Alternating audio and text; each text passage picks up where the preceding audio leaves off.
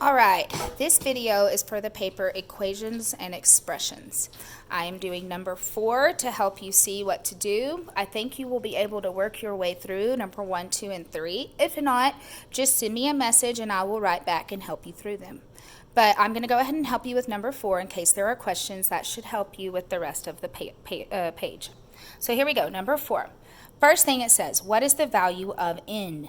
Okay, so my goal is to figure out what is n worth. Remember when we were doing equations in class, I told you n can mean any number. It's just a letter that they put in the place so that we can figure that out.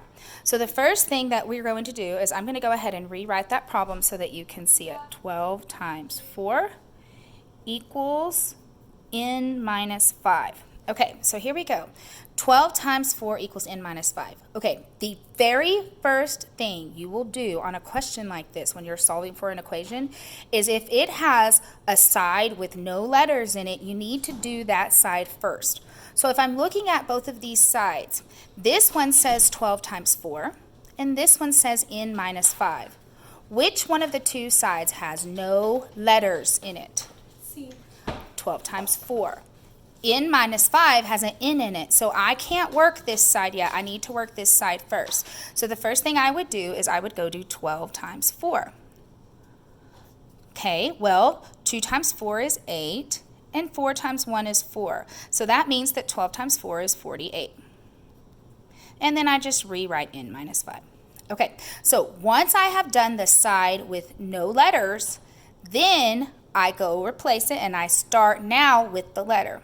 And I think for a minute, okay, well, if the answer over here is 48, then what would n have to be in order for me to subtract 5 and get 48?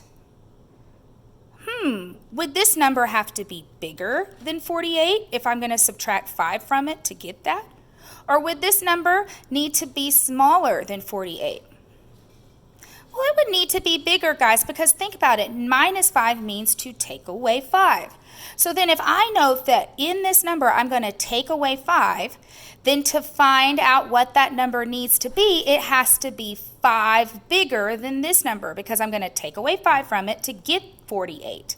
So then what I'm going to do is do the opposite. So remember in class when we did this, I would say, whatever it's doing, do the opposite and you will be able to figure it out. Well, this is subtracting 5 from n. So if I go and do the opposite, that would be to add 5. Well, what I do to one side, I do to the other side. This would become 8, 9, 10, 11, 12, 13. And so n, in order for this to be correct, has to be 53. Now, how could I check my work? Well, I could just go in here real quick and plug it in.